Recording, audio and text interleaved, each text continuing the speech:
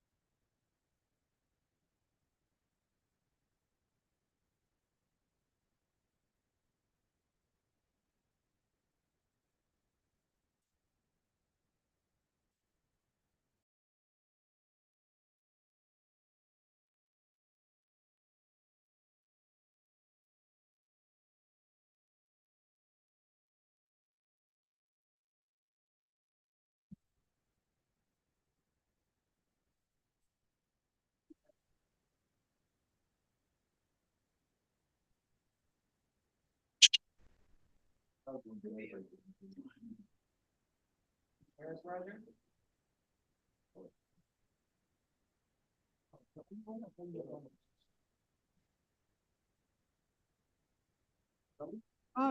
Roger, can't hear you.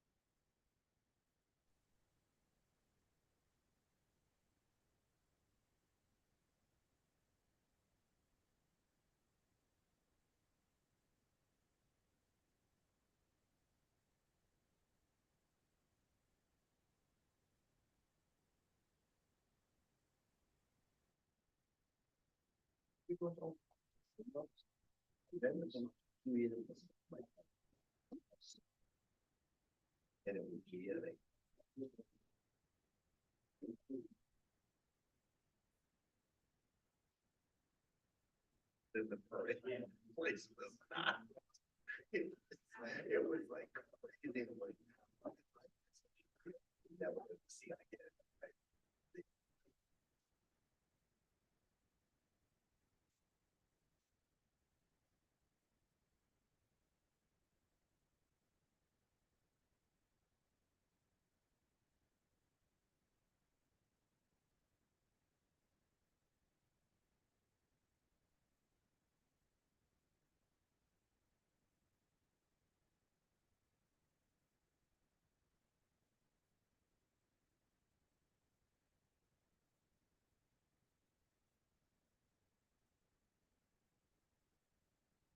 Roger, can you hear us? And can you say something? Okay, can you hear me? Yes, thank you. Okay. Can you say something again? We're doing a little sound check. Testing 1, 2, 3. Great, thank you.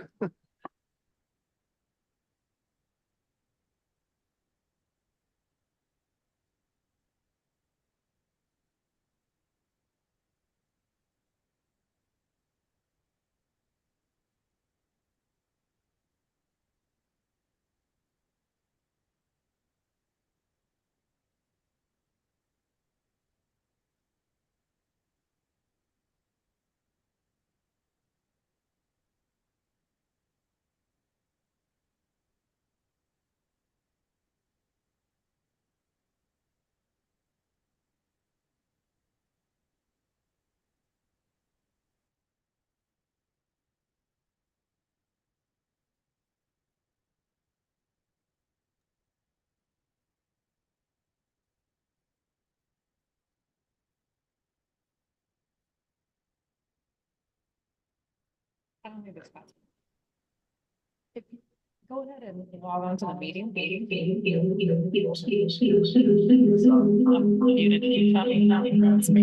It's Angela.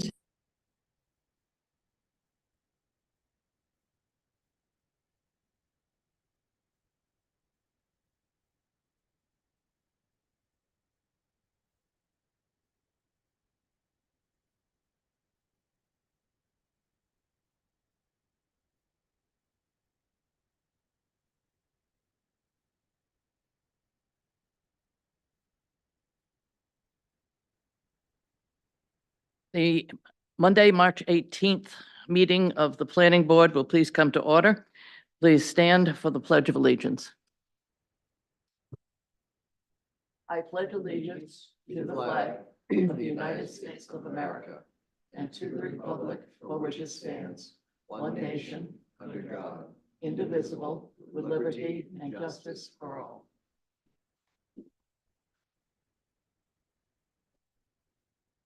Doreen, will you call the roll? Rachel Henriksen, Here. Rick King, Here. James Hebert, Here. Jennifer Ladd, Here. Noah Perlet, Here. and Bennett Flanders. Here. Thank you. We have a full board. So the Alternates will not be voting tonight. The next item on the agenda is approval of the minutes of February 20th. Before I get a motion, does anybody have any questions, changes, or emendations? Seeing none, is there a motion, please? I move to accept the minutes as written. Thank you. And seconded, Rick Meinking, seconded by James Hebert. Call the roll, please. Rick King, Yes. Jennifer Ladd, Abstain. James Hebert, Yes. Rachel Hendrickson, Yes. and Noah Perla. Yes. Roger Bailey. Yes. Okay, that worked. As a reminder, in terms of abstention on the minutes, if somebody was not present for the meeting, then they abstain because they cannot testify to the accuracy. Next item on the agenda is item 4.01, Dunstan Properties LLC request the site plan review for a smoothie bar and office space at 2 Stewart Drive. The project would include construction of a 4,228 square foot structure and an 18-space parking area at the rear of the building. The property is further identified as Assessor's Map U30, Lot 1601. Eric? Thank you, Madam Chair. So the applicant is in front of the board requesting site plan review and approval tonight, as mentioned, for an office and smoothie bar on Stewart Drive, right at the corner with Route 1. The board last reviewed the project in February, requesting the building have a better relationship to the street. The site plan has been updated, showing a door and some plantings on the Stewart Drive side of the building to this effect. A walkway connecting directly to Route 1 is also proposed, and the applicant has provided some updated renderings for the board's consideration as well. And we have a draft motion for your consideration. And with that, I turn it back to you, Madam Chair. Thank you, Eric. And for the applicant. Thank you, Madam Chair, members of the board. My name is Sean Frank. I'm a civil engineer with Sebago Technics. With me tonight is Elliot Chamberlain. I think Eric hit it right on the nose in terms of we were here at the last meeting. The board requested a little bit of revision to the architectural layout, specifically as how that related to Stewart Drive. So we, in accordance with the architectural drawings provided, we now have an actual entrance from Stewart Drive. As you may recall, we had some of the equipment, the HVAC equipment. We've moved that off to the side now, fenced that in, added some additional landscaping through there, adjusted some of the windows as we discussed with the board at that point in time, and provided a direct access to the sidewalk along Stewart Drive. The site plan has been updated in response to comments that we had received at the last planning board meeting. As we discussed with the board, we did add the dumpster at the end of the proposed parking lot and added some additional landscaping within that area. And we also revised some of the landscaping in accordance with some of the comments made by planning board members and staff. With that, Madam Chair, I would be happy to answer any questions, but asking for site plan approval tonight. Thank you very much.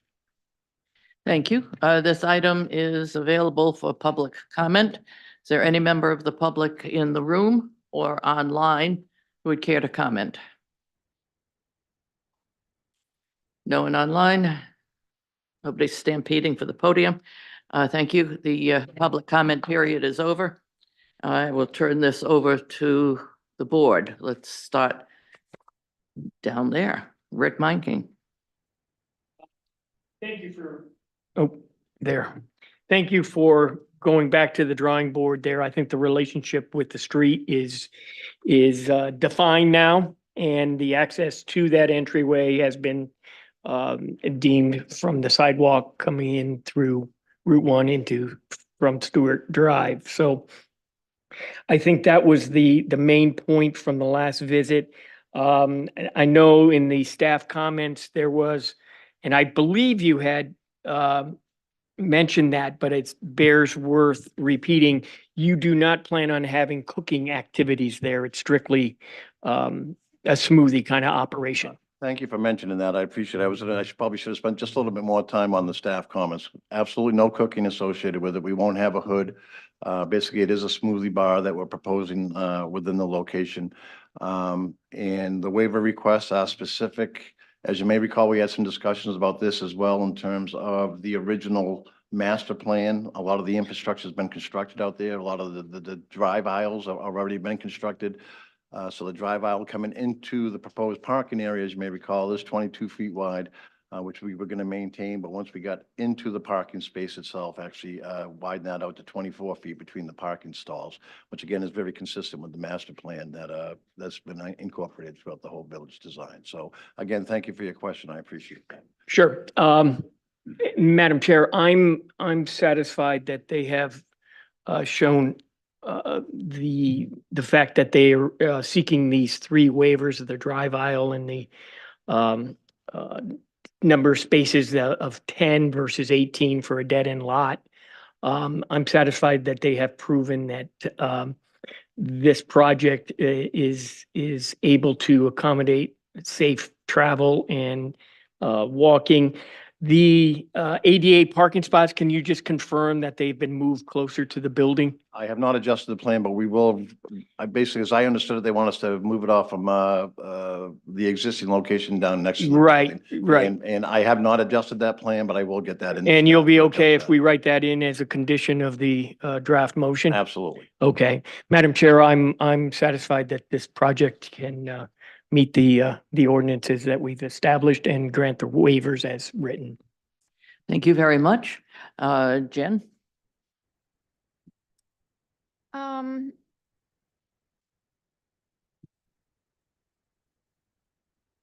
I just have a question about there's a section, it looks like a section of walkway that's intended to head out and connect with, I think it's existing sidewalk on Route 1. Yes, it is. Hopefully, Yes, yes. it's not just Route 1 itself. With a note that says, words to the effect of a precise location to be field determined. I was wondering if you could just explain a little bit more about why that's, what would impact that?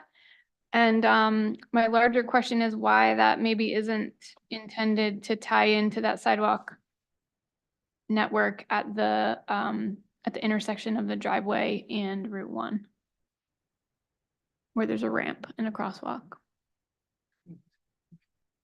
Wanted to bring it over to here. Just curious Well, again, what the rationale was. In terms of more direct access. The only reason I think the location was shown for the sidewalk is you can see we had some landscape berms we were proposing out through here, so, you know, we just obviously wanted to work it through the berms. Maybe we'll have some additional landscaping. I mean, obviously we see this as the minimum, but you know, make just to kind of allow us a little flexibility with that. I mean, I think the layout we're showing will be pretty close. I don't know. We didn't see, I mean, obviously, there is an existing sidewalk along Route 1 now. Like you say, access coming up through here from the handicap accessible access. So we were just looking for a more direct route, if you will, to that parking area. As we talked about again, there is now direct access to the building on the side as well as from the parking. My only concern with that was that I would want to make sure that that wasn't in any way encouraging anyone to cross Route 1 there. There's no sidewalk. There's nothing on the other side. People be walking on that side of Route 1. I suppose that's always possible, but I would see that as a very limited possibility. Okay, all right. Thank you. And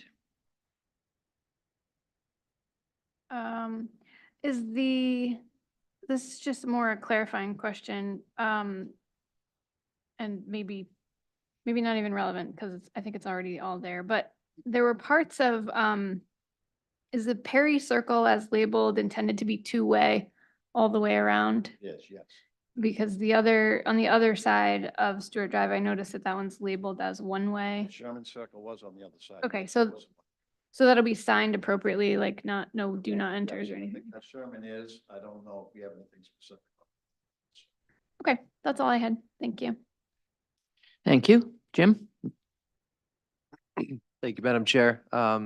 I'm pretty satisfied with the waivers that they're seeking for this, and they address the items that we had with regard to the light fixtures and showing them on plan, and they provide the photometrics here where they're going to be having their building mounted and landscape fixtures. So I have no further comment, Madam Chair. Thank you. Roger?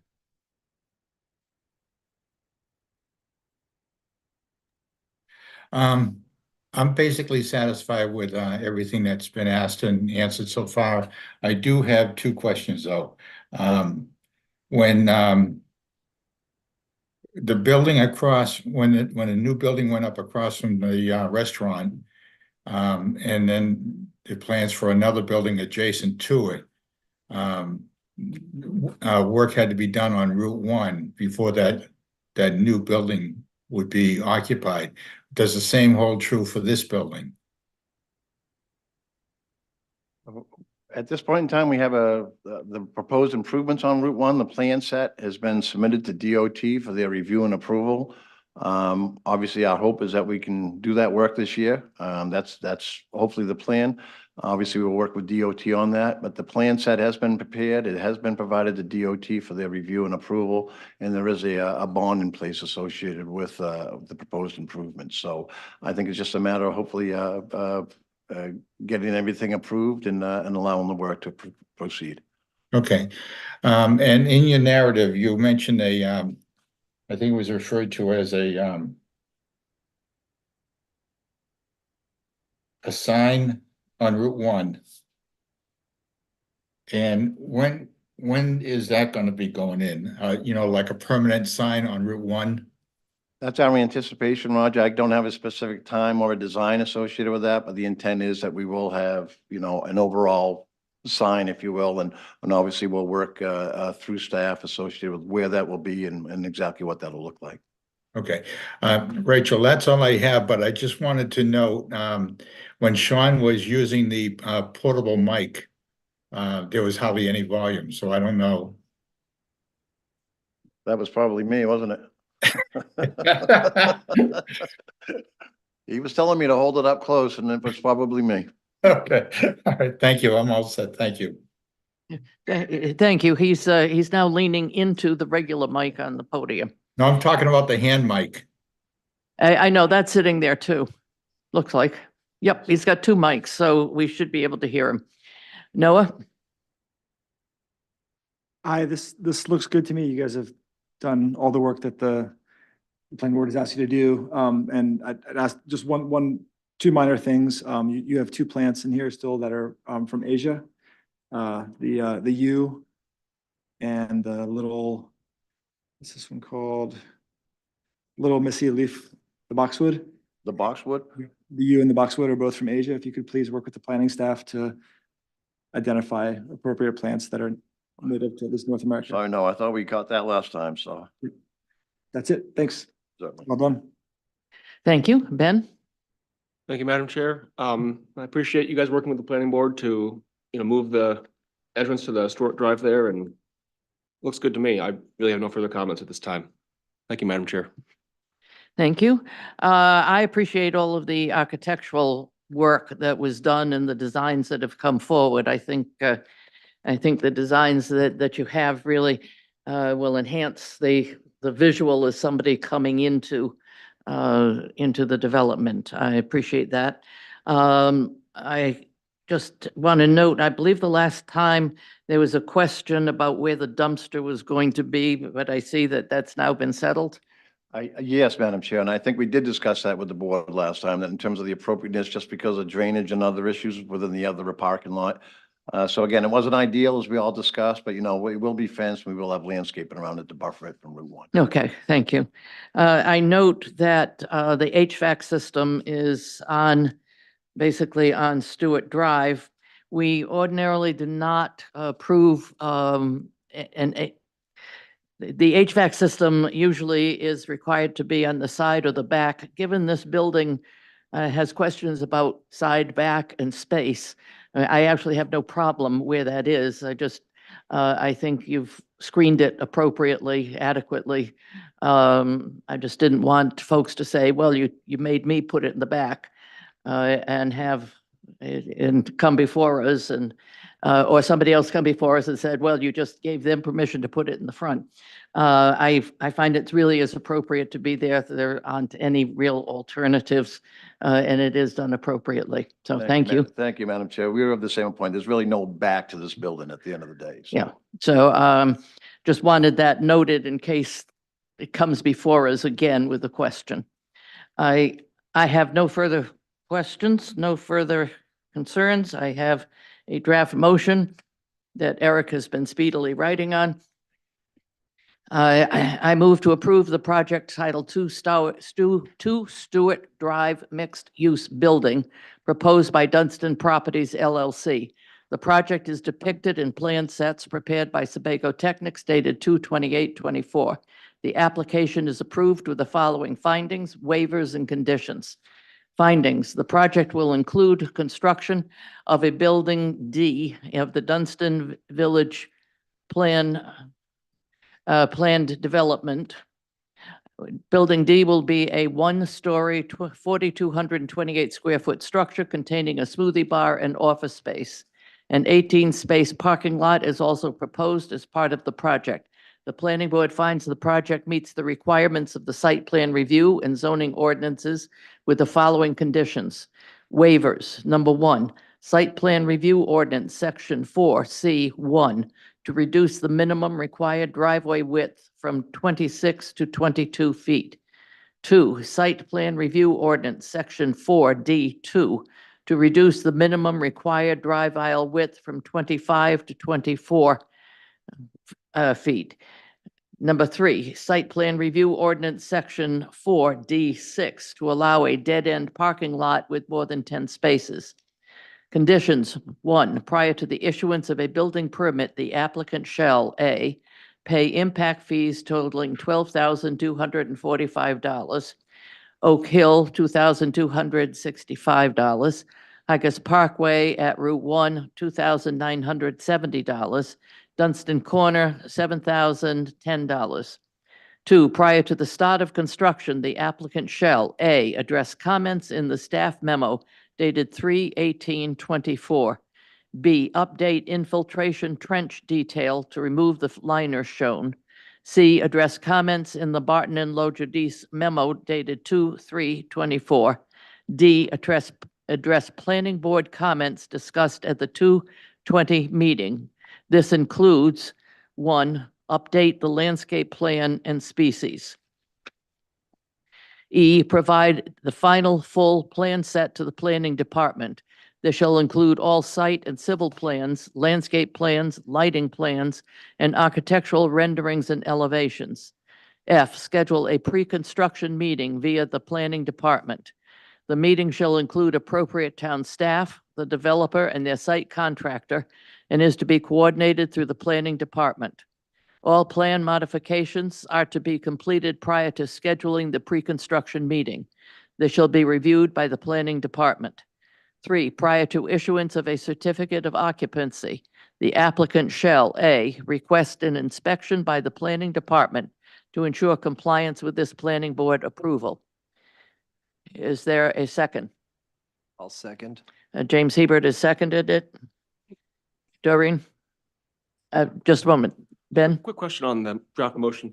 Were we going to include requirement to move the ADA spaces closer to the building? I didn't hear you mention. That is I did check that with It is in the Eric. staff comments. Oh, And okay. it's in the Great. staff, right, Okay. in the staff comments. Sorry then, thank you. No, that's okay. I checked with Eric to make sure.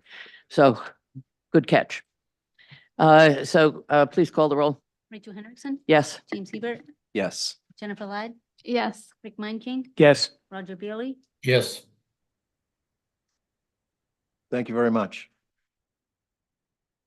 Motion passes. Yeah, now you can say thank you. Go ahead. The next item on the agenda, 4.02, Mazoyan Development LLC requests preliminary subdivision review of a 10-lot subdivision at 48 Pine Point Road. The project includes 9 new single-family house lots and sidewalk along Pine Point Road to connect the development to the existing public sidewalk system past Dunstan Landing Road. The property is further identified as Assessors Map R64, Lot 2. Eric? Thank you, Madam Chair. So the applicant's in front of the planning board tonight requesting preliminary subdivision review. The subdivision overall has 10 lots, 9 of which would be newly created, and the 10th would be the existing single-family home.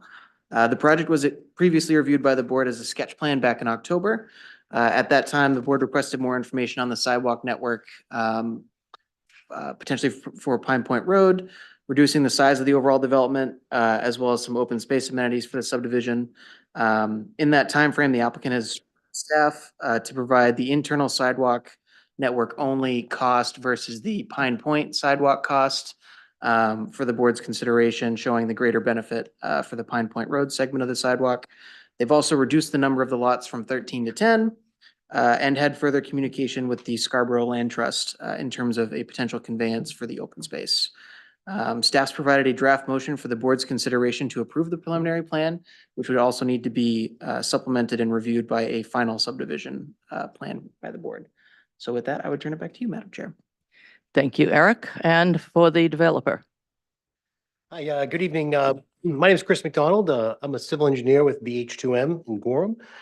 Here tonight to represent Missoulian Development, the applicant for the project. Mike Missoulian's here in the audience with us today.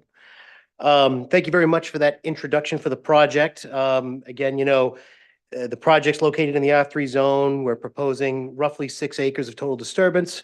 We have about 1.75 acres of impervious area with it. As was mentioned, the project was originally considered as a 13-lot subdivision. We had an initial submission with that, but after some correspondence with state and federal agencies, which I'll walk through in a moment, we've reduced that project from 13 down to 10 lots. And again, the project proposes 2 roads, Marsh Bend Drive and Jeans Way, both dead-end roads, approximately 1,200 linear feet of total road. The project proposes to meet Chapter 500 in the town of Scarborough stormwater requirements by proposing a under-drain soil filter and a wet pond. Those 2 will treat not only the road surfaces, but also the proposed homes. As was mentioned, the project had originally proposed 13 lots, and after coordination with Maine DEP, Army Corps of Engineers, Inland Fisheries and Wildlife, and the Maine Natural Areas Program, we were able to get a couple of different opinions on species of concern, habitats of concern, and then also protected natural resources. For all intents and purposes, we've already received, well, not all intents and purposes, we've already received approval from Army Corps of Engineers for the wetland crossing we're proposing along Jeans Way. We've had initial conversations with Maine DEP. They are still under review of the stormwater permit. We did receive guidance that the wetland central to the project was not considered a wetland of special significance by Maine DEP. Maine Inland Fisheries and Wildlife had identified 2 species of concern, the least bittern and the, I apologize, there was a sparrow that was also identified. In conversations with IF&W, what they determined was as long as the project was 250 feet away from the saltwater marsh, that would meet their habitat requirements. And then we finally got correspondence with the Maine Natural Areas Program. And with Maine Natural Areas, we discussed not only the salt marsh setback, but we also discussed the wetland that kind of runs central to the project. And their recommendations were that we would have the same 250-foot setback from the marsh, but they also recommended a 75-foot setback from the central wetland area. And there's one other protected natural resource to discuss. There's a stream that kind of runs along the northern side of the project. And we also have a 75-foot setback from that stream. So in grand total here, we basically have some correspondence with the agencies that 250-foot setback is one that they'd really like to see. The project is meeting that by proposing to, I guess donate's probably the right word, to the Scarborough Land Trust, the area basically between the salt marsh and the 250-foot setback. And again, with the project coming back to the board as a slightly smaller project, what the project has done is eliminated the house lots that were within that 75-foot setback along that central wetland. That's where we get the reduction in lots. And then the other thing to discuss too here is the stormwater features for those. Both the soil filter and the wet pond are both outside of that 250-foot setback and the 75-foot setback. As was discussed too during the sketch plan, as part of this package, we've also provided a conceptual sidewalk upgrade along Pine Point Road. And again, that extends from where the subdivision meets Pine Point Road up to effectively where the sidewalk ends now, where it will cross Pine Point Road and then cross Dunson Crossing Road. With that, I am happy to take any questions. Thank you. This item is available for public comment. Is there any member of the public in the room who would care to comment? Please approach the podium.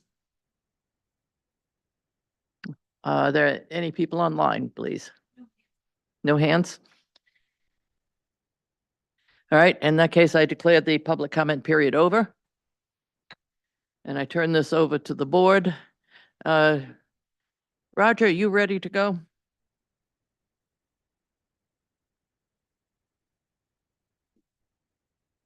You're muted, Roger.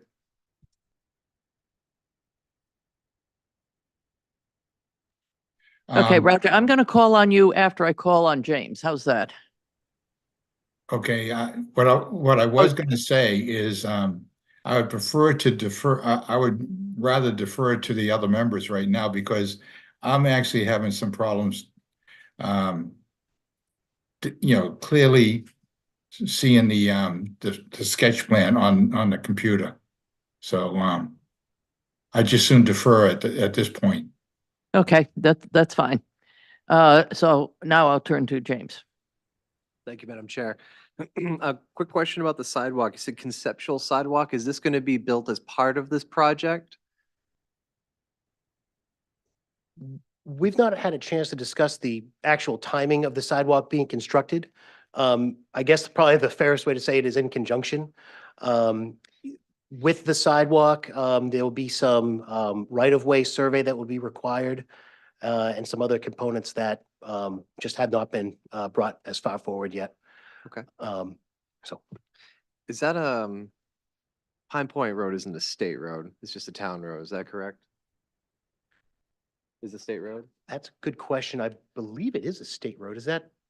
I believe it's Route 9. Yeah, I was going to say, I believe that's Route 9. Gotcha. Would there be any coordination with the state necessary for that, if for sidewalk were to go in there? I think typically on these type of things, we would send them a plan and give them the opportunity to comment, but we might not hear from them, or we might. Right. Presumably, if they don't comment, they generally probably wouldn't have an issue Yeah. with it. Gotcha. Angela, is your voice coming over the? I'm sorry. I was on. Okay. I guess I would like to see maybe a little bit more detail shown out with what would need to be done to ensure that this sidewalk would be installed as part of this project. I know that was a comment that I had last time that I really wanted to see. As part of all the newer developments going in town, it's really important that connectivity to existing sidewalk systems are there, just so that we don't have this sort of isolated out by itself. The other comments I had tonight, excuse me, with regard to this particular application, we had the John and Ann Eastman letter that was written in, and they were talking about one particular item that they mentioned is the cluster of old growth oak and pine trees that are located in between their Eastman property and Lot 8 up in that corner. I guess I'd like to see exactly where those would be potentially called out for removal. And if also, I'd like to see if there's a way we can save them, either building around them, building in place, maintaining that sort of forested buffer between the neighbors and this lot, and this particular lot. I'm all about privacy and making sure that privacy is there.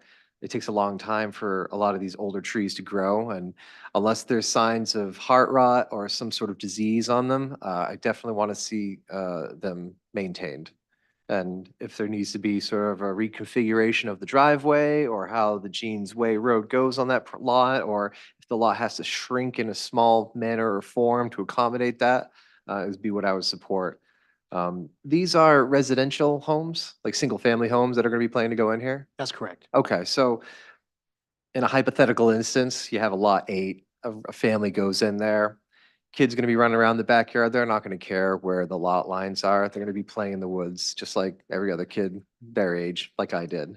So I think if we can keep as much of that forested buffer in there as possible, or have or compromise and do a lot of do some regrowth, some replanting in that area in like kind, some oak, some pine, to make up for what is being taken out to sort of help reconstitute that area. They had a concern about the steep stream embankment that those roots may hold up to prevent a potential just sort of reinforcing that area there. So I just like maybe a little bit more study or comment or an analysis of, are the root systems of those old trees in there really holding up the embankment? Would taking them out endanger the embankment? Or if so, if they have to be removed to support Lot 8's development, what's going to go in their place to help grow and then reinforce that embankment in the future? Sure. Just a couple quick. Please. So, first of all, the trees that they discuss in this, we don't know exactly what specific trees are being considered here. So first step we'll need to do is try to discover those trees if they actually are there and if they meet the description that's been given. Heard. So that'll be a first step in this. If we do find those, we'll make sure that we locate them on the plan and at least be able to plan better around those. One of the difficulties that we have with Lot 8 is the front setback as far as flexibility on where we could put the house and the lot and everything else. And I've kind of got that up on the screen here. And you can kind of see where the conceptual footprint of that house would be. And you can see kind of, and I'm assuming everybody can see my cursor. Yep.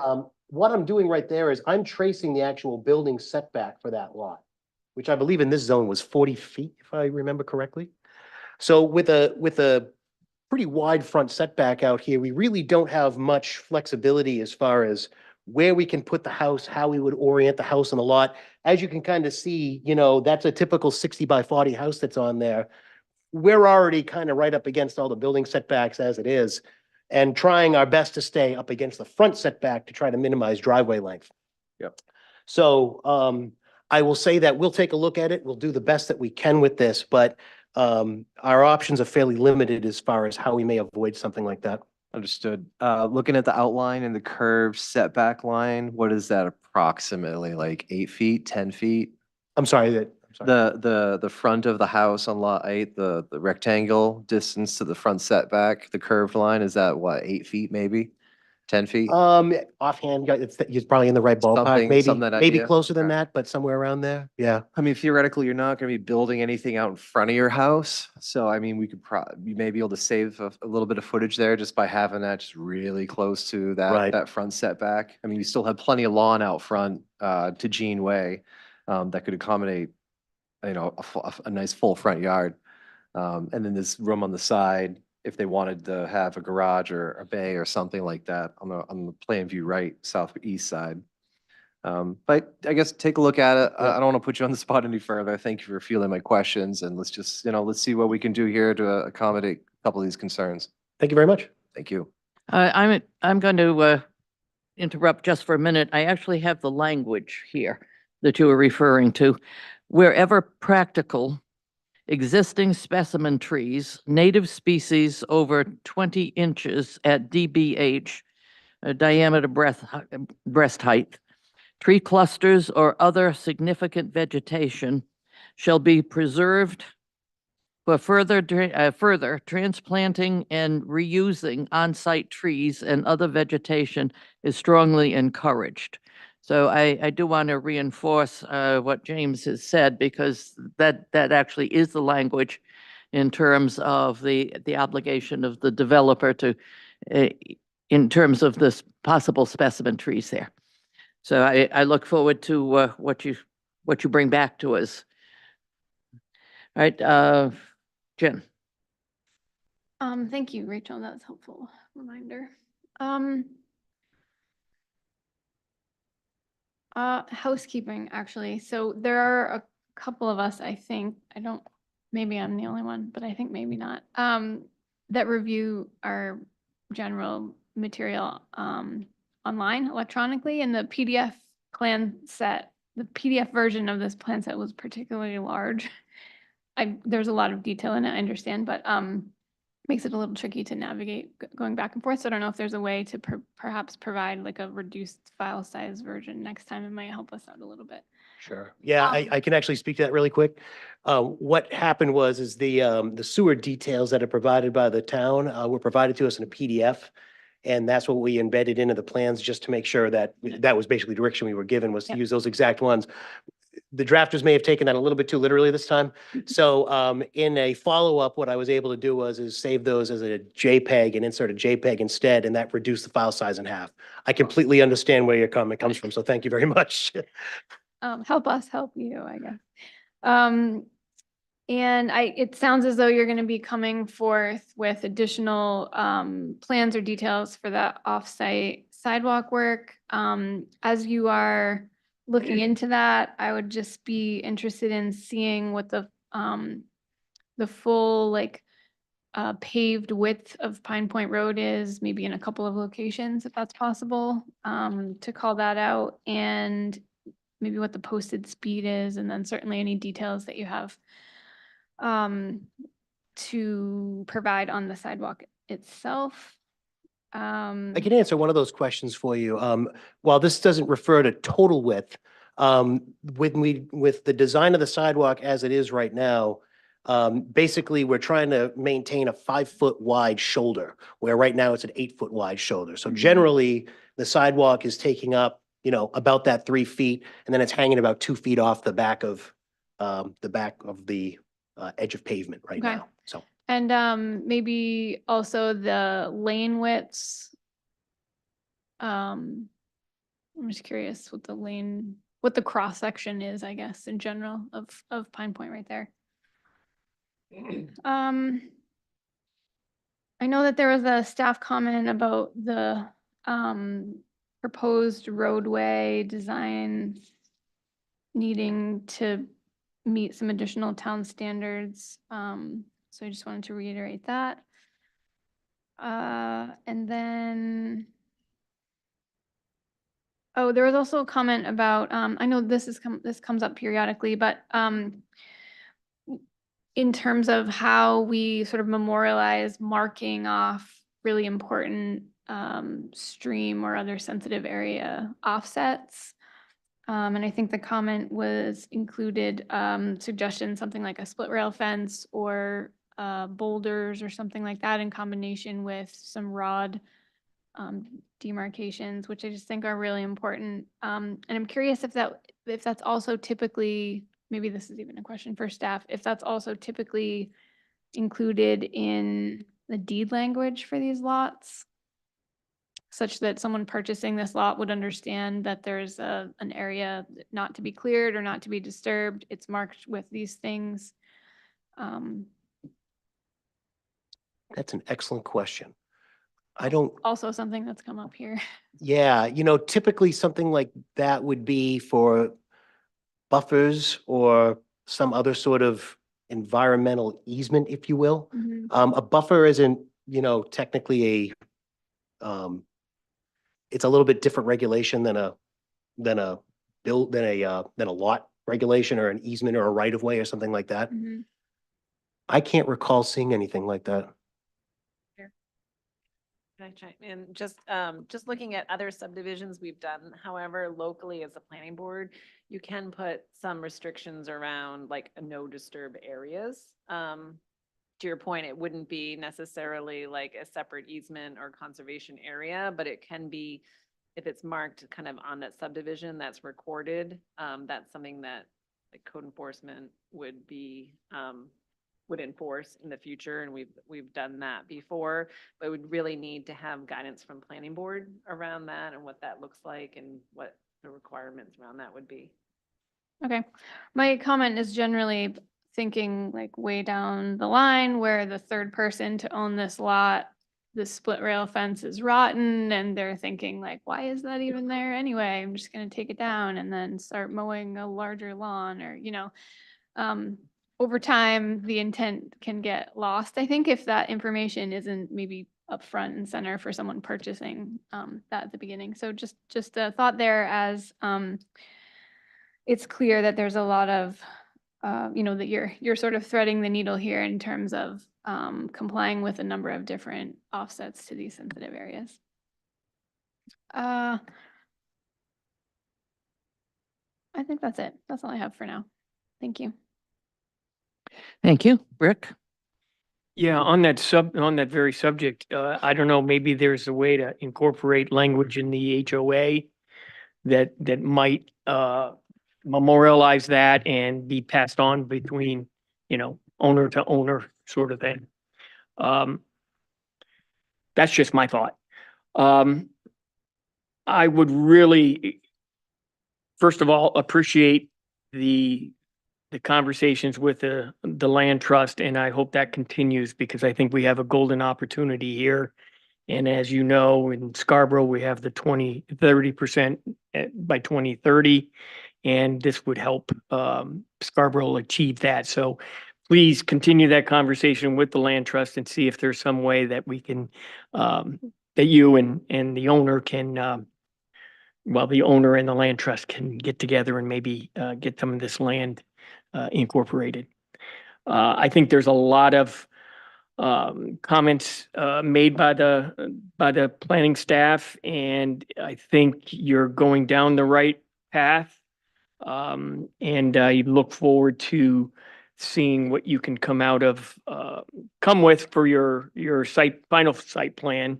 And certainly, I think guidance from the planning board will get you through the gamut of requirements. So that's all I have, Madam Chair. Thank you. Noah? Hey there, thanks. I guess first I want to say when Steve was here in October, I guess it was, I spoke a lot about my concerns about the previous drawing going into the forested wetlands.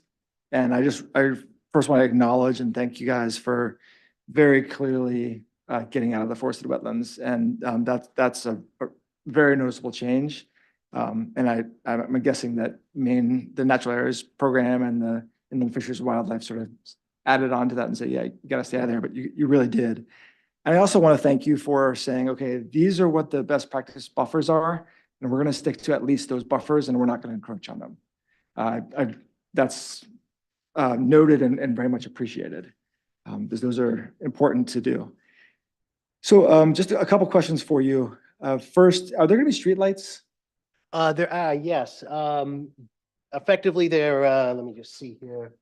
I think they show up best on the subdivision plan. Oh, they always get fussy when they're most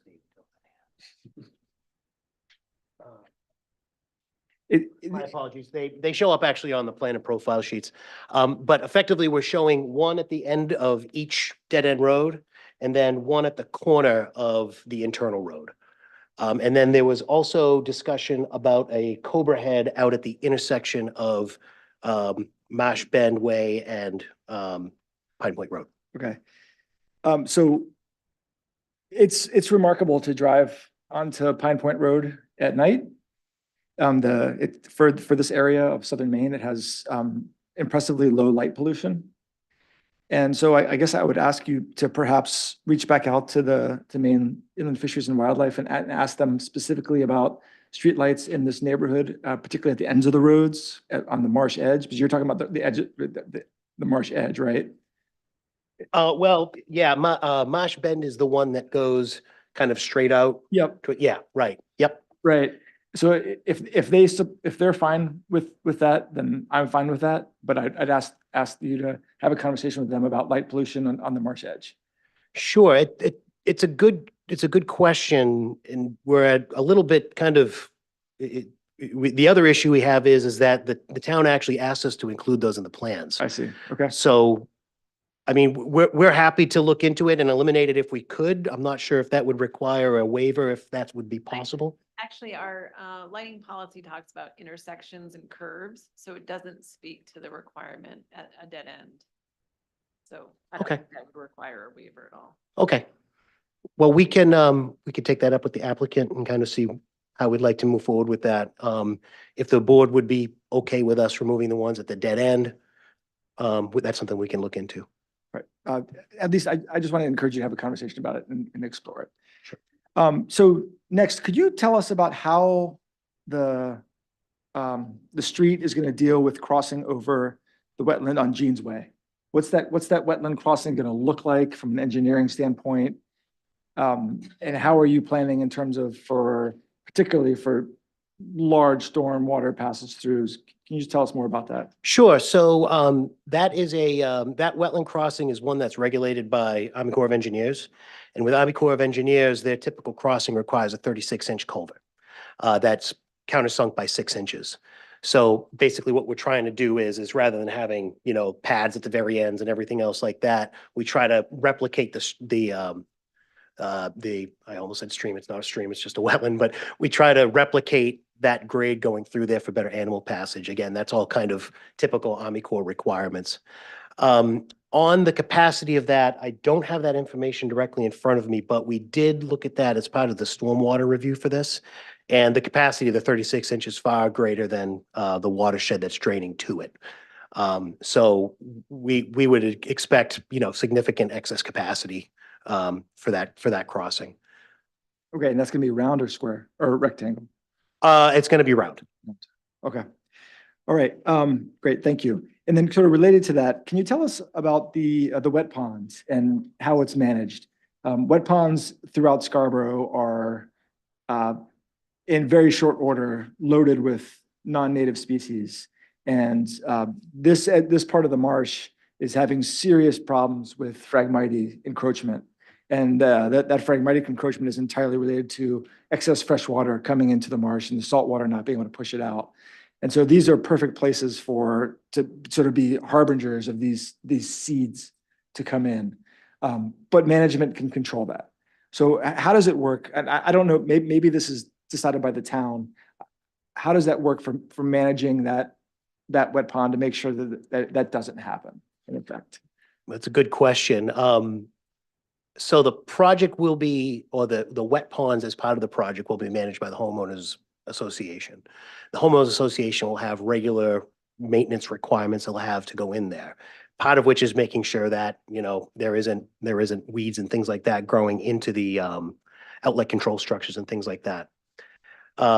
So in some ways, to answer your question, at least, those will try to be kept at bay around the outlet conditions. But in general, I guess that is not something that we have baked into the design of these or have a clear maintenance program for. I guess the flip side to say that on these is that this has all been designed by DEP regs. So, to the extent that we could control that through design, DEP is kind of silent on that side of things. It's a good question, and I understand the concern. Does the town have a policy for that? So this project, I assume, does trigger the chapter 419. Yeah, so there is a post-construction ordinance we have in place. So annually, the homeowners association, who's going to be the owners of this, would have to report to the town that everything is functioning and being maintained. So one of the things I was kind of jotting down too, as we go through it, when we come back for final subdivision comments, just to give you a heads up, usually my comments are geared around access to those points. So they're going to need to ensure that they have access all the way down to their outfalls, as well as that swale behind 5, 6, and 7, so they can get in and maintain it, because they'll have to provide that to the documentation of the town, which then the town documents that back to DEP. So it's part of our compliance, their compliance. So there's a mechanism to do that. It doesn't necessarily address, so in a pond kind of environment where you start filling in with some vegetation, you will see that, and that can still be a functioning system. So it's not gonna be cleaned out annually. However, they also have to document how much sediment is in that. So when it starts choking it out or the capacity of it is diminished, that's usually when you start seeing the vegetation is because you have so much silt and sediment building up. So if there's a few years of that happening, they'll have to start documenting how much has filled in of the pond, because then at that point, they'll have to do a reestablishing the grades in that pond. And we have a better handle on that now that we have an ordinance in place and they're required to report to us. Okay, great. Thank you. So my last question is related to James's point earlier, and that is for the way that this project's going to be built out is, I think you mentioned it was six acres cleared, something around there. Yes, yeah. Is that all going to happen at once? Meaning are these lots going to be cleared from boundary to boundary?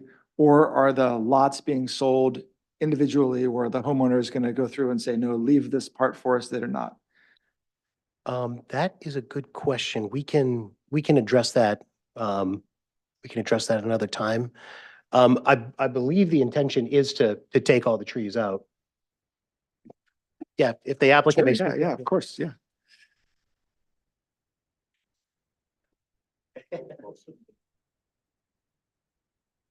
Mike Mazoyan.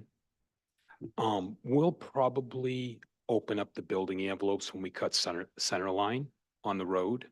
I'm very cautious about keeping trees. These lots aren't very large. So we're gonna open up some of the envelope, but we want to make sure we don't overcut it. So we will cut center line. And we probably will open a little bit of the envelopes just when I walk people through. They're not gonna have a lot of choice on where they want their home because again, the envelopes aren't that large. I want to make a couple while I'm up here, if I can, about donating the land to the Scarborough Land Trust. We're all for that. So that's gonna happen. When I developed a 20-lot subdivision off Burnham Road, Ridgewood, we talked to the Scarborough Land Trust there. That was a large parcel I rather have donated it, the open space. I don't know what had happened if there's new people now that are more,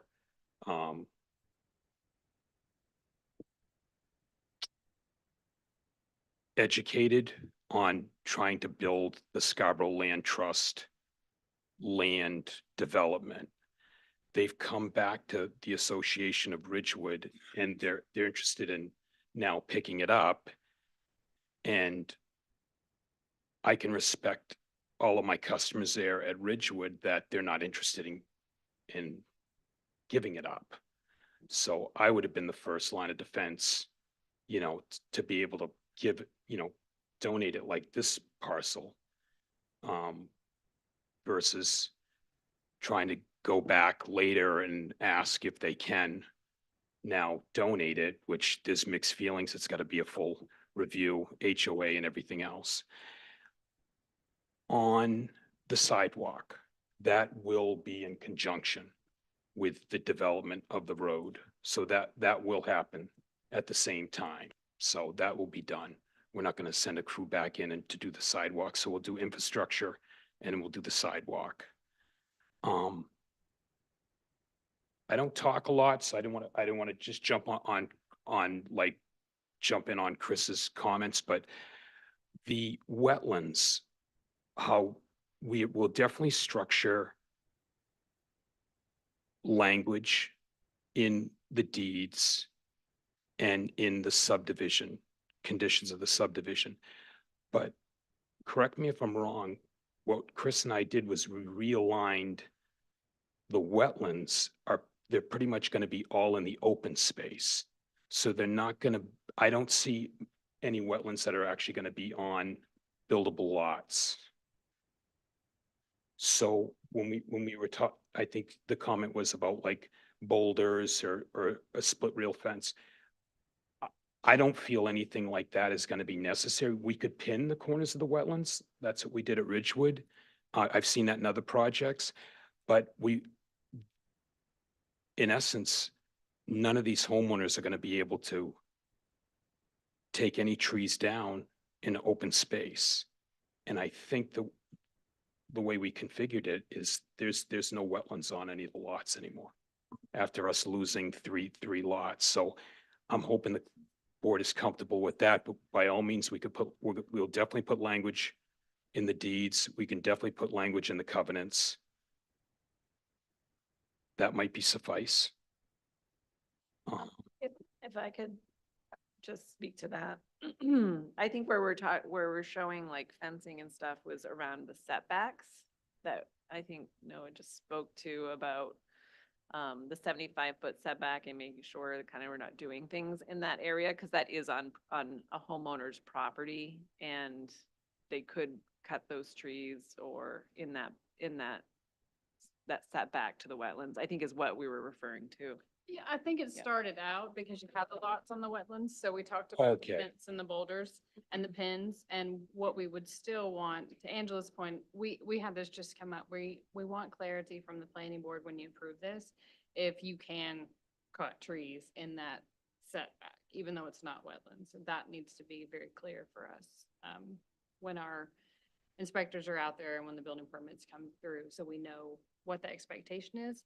And it may be that when you come back with your final plan, you delineate a no disturb area and then include a note that the no disturb area means no cutting, or it does mean cutting.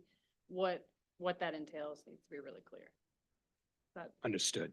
Because right now you're showing the cut line at that 75-foot buffer, right? So you are showing a tree line. So it just looking at it from the planning board's perspective, it kind of is that disturbance line. So if you are intending to kind of expand that, you should show that.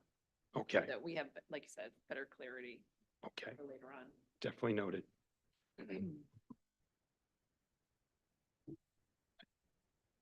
And one last comment, James, on, I think, Mr. Eastman's comment.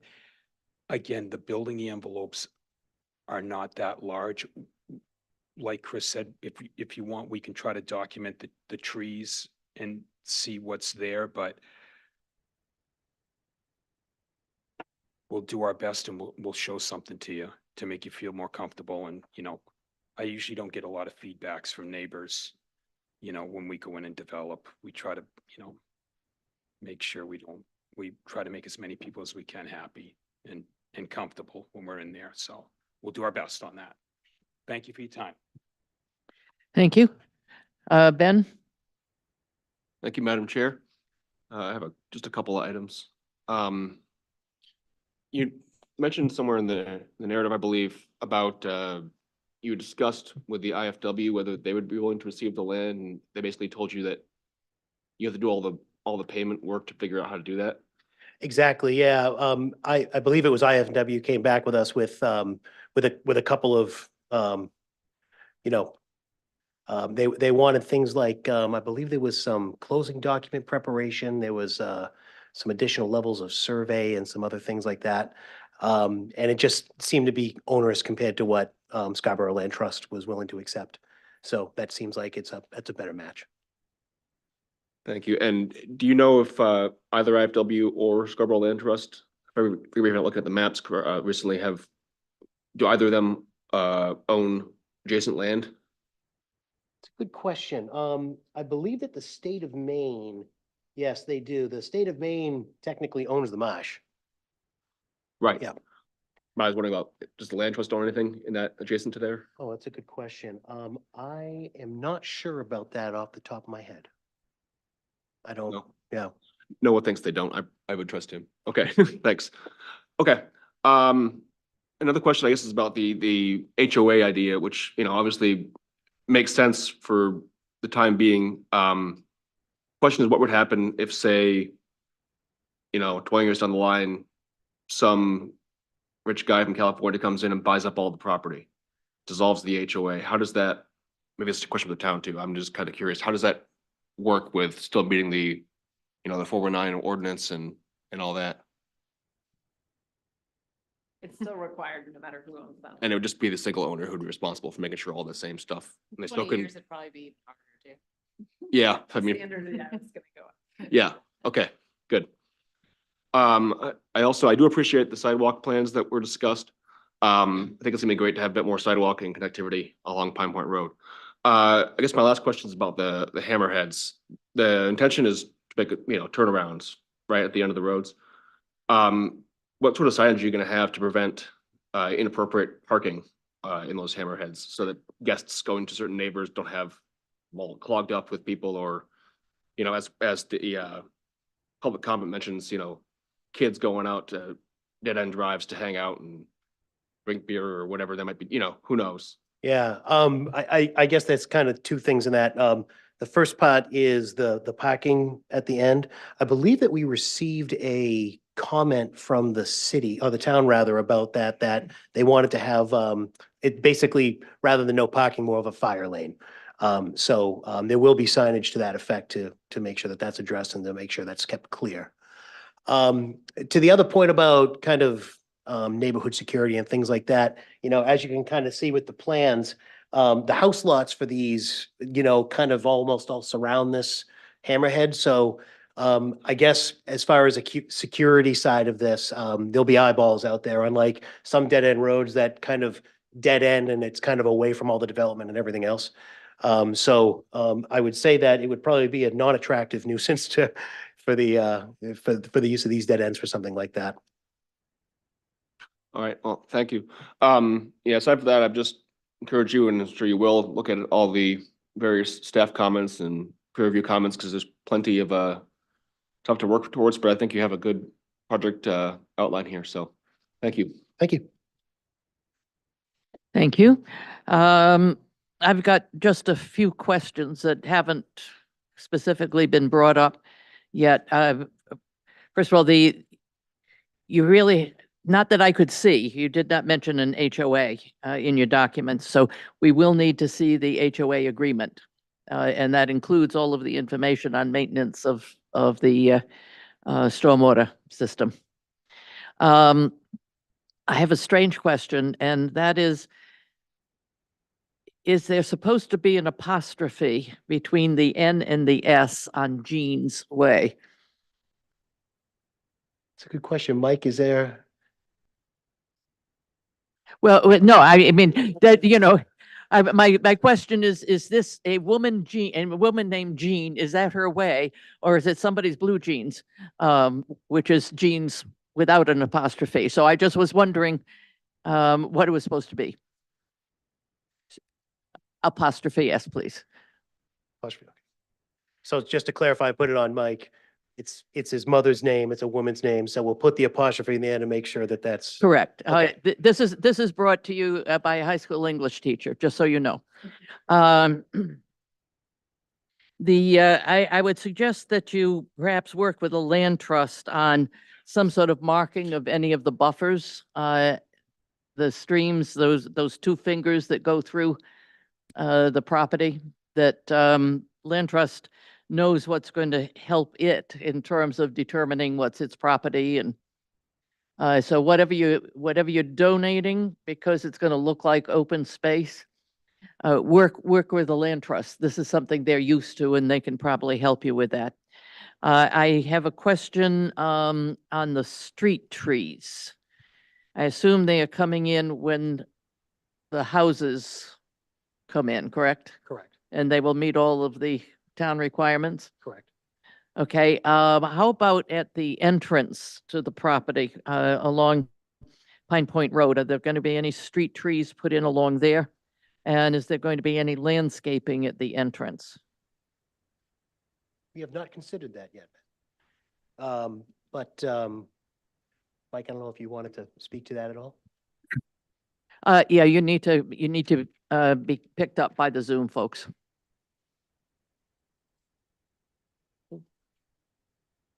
And then I do want to say that Roger has his hand up, so I will call on him after I'm done. Yep, we can definitely landscape the entrance. We could propose some trees on the entrance. I know we do 2 trees per lot, and that'll be on the as-bills. So we could do that. Whatever you're thinking you'd like for landscaping there. I might put, a sign that says Marsh Bend.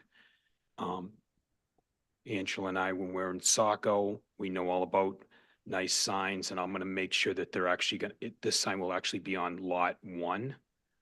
And there'll be like a deeded restriction on lot 1 about the sign to keep it out of the right of way. As in the past, we've kind of put them in the right of way, and it's not a good thing, so. No, it's not. Angela's educated me. She was in Saco on that. So with the sign, to answer your question, Rachel, on that, we definitely do some landscaping coming in there. We want to really make it real nice. It's gonna be a Yeah, nice project. I kind of thought you would. So when you come back to us, We'll show that. we should be able to see that. So any signage, the signage work with the planning department, any landscaping, and street trees, please consult the planning department. Okay. And they're your best friends in questions like these. Okay. I do want to apologize because during the public hearing, I forgot to mention, I acknowledge that John and Ann Eastman did send us a letter concerning the development, which we have now in the record. Roger? Thank you. Actually, I want to comment, I want to compliment my colleagues for the good questions. There's a lot there's a lot going on with this small project. So, good questions and good discussions with the applicant.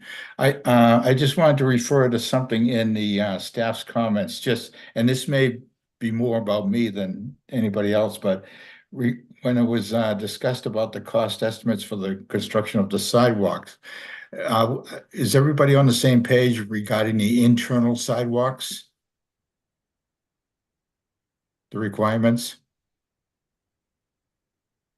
I did not hear from anybody on internal sidewalks. Jen? Is your question, are you asking if the board is okay with what I think is an exchange? So in lieu of internal sidewalks, we're looking at this off-site sidewalk. Do I have that understanding right? Okay, I am in support of that, if anyone's interested in my. I'm seeing yeses in support of that. Roger? So basically it's sidewalks on one side of the internal streets. Is that right? We are not proposing sidewalks within the subdivision itself. Oh, no sidewalks. No sidewalks, no. Oh, okay, okay. As was portrayed, it's basically effectively a swap for having a sidewalk along Pine Point Road. Okay. And Autumn appeared to want to say something, so go ahead. I was just gonna explain, Roger, we've been working with them, the internal sidewalks. We saw the benefit in getting a connection to Dunstan Landing Road. And so we worked with them to swap that, if you will. So. Okay, I have Won't be any absolutely no sidewalks. problem with that at all, so.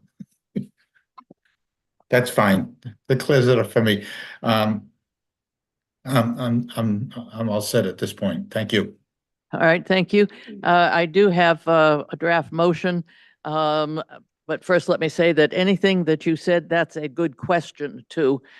We would like the answer when you come back to us, okay? If just in case we miss something. Could I ask a item of clarity for the board before? you make a Certainly. motion? So I have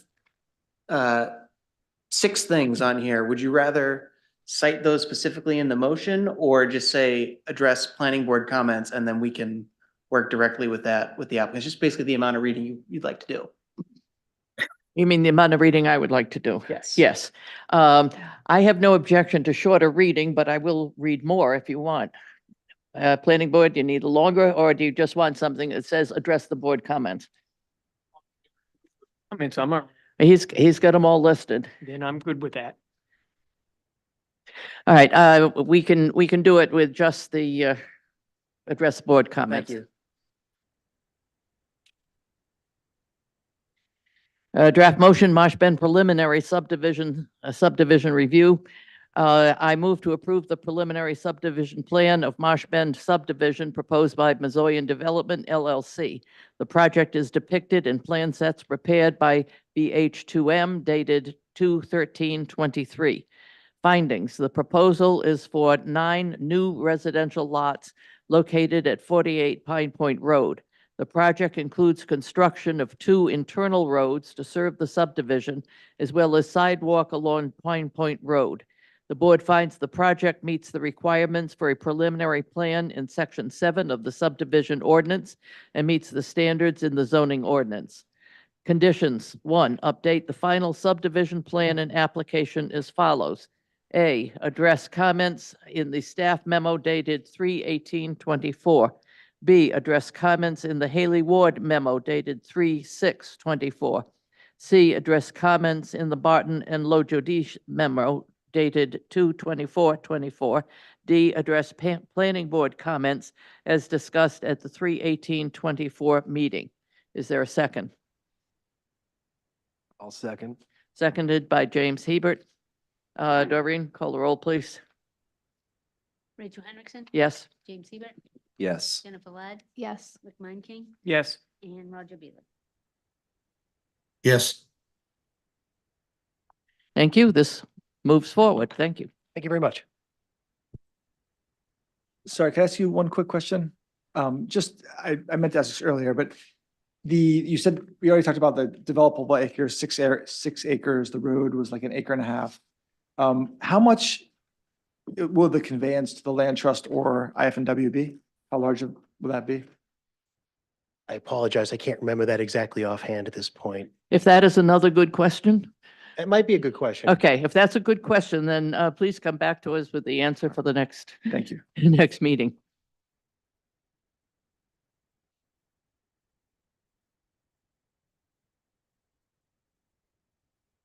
Next item on the agenda.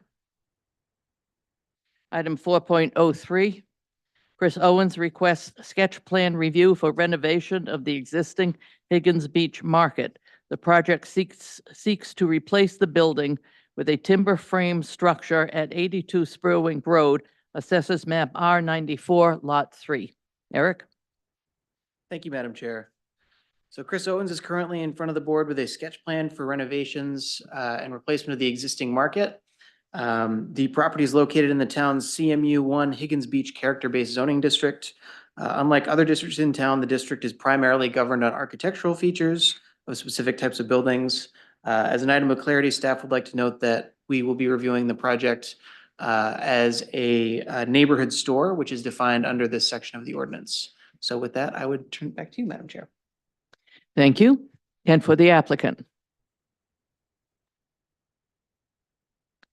And I understand it's kind of lonely for you now. Yeah, it's tough being last. My name's Andy Kazusko. I'm the architect at Eider Investments here in Scarborough. We're working with Chris Owens on the redevelopment, reconstruction of the market that you probably all know and love well.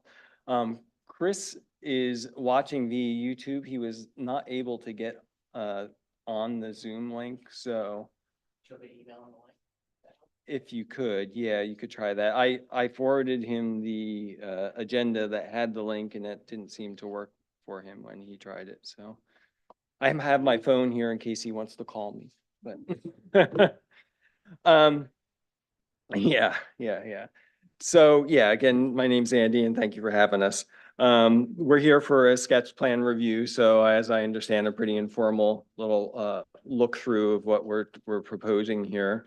The market has been in existence for many years now, and it is a seasonal business and intends to stay that way at this point.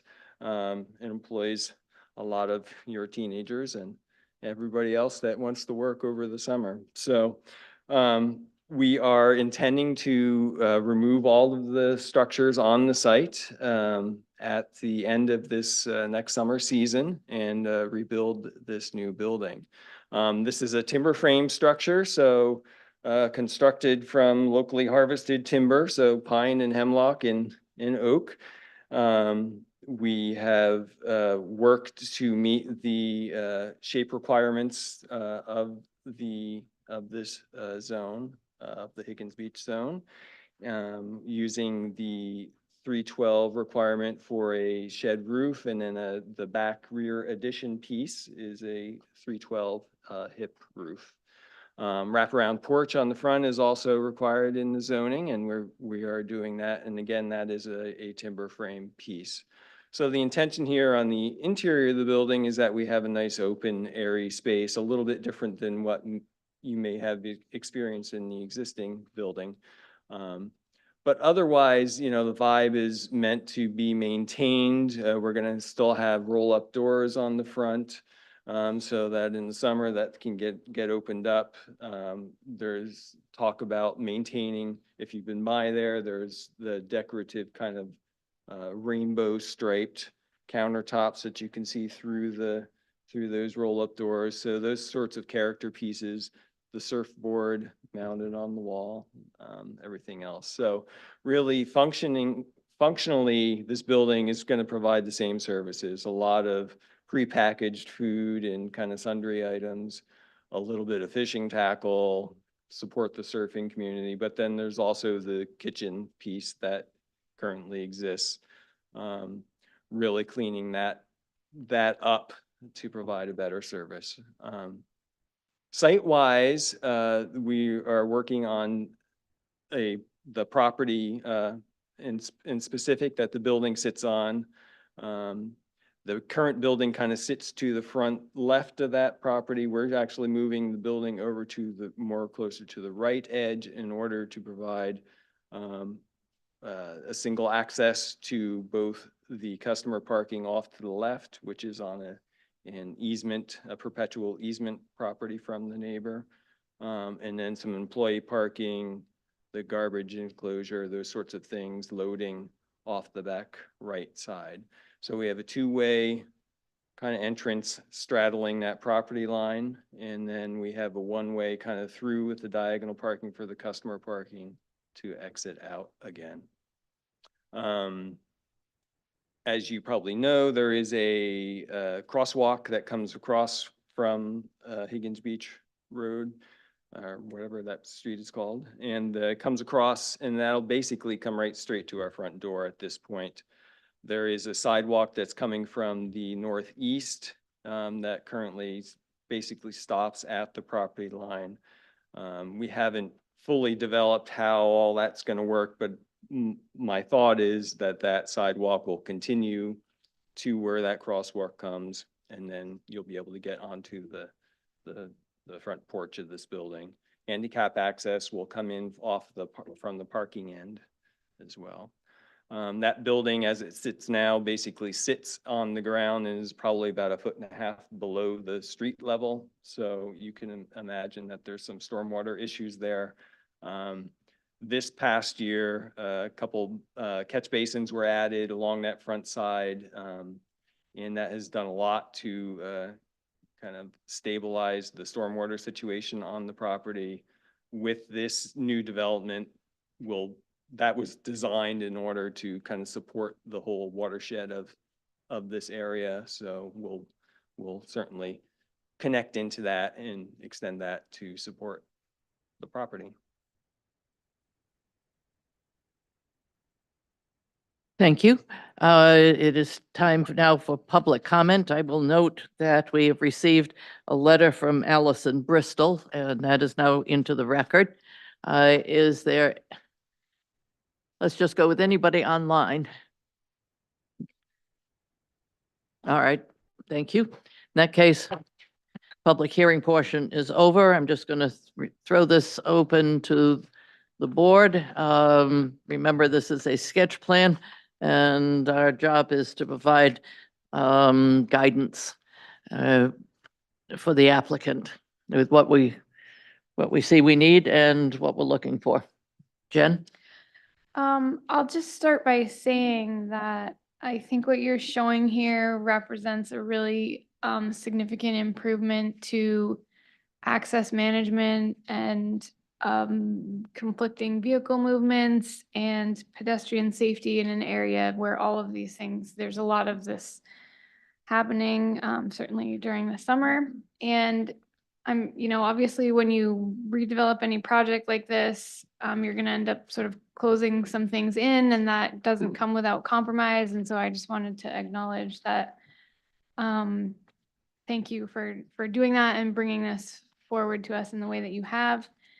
I would certainly, look forward to hopefully seeing a continued sidewalk across the front of this parcel. I know the town has just made an investment in bringing the sidewalk to here. And it's hard for me to imagine that not being a good idea, both for the general public and certainly for this business and the use as well. I'm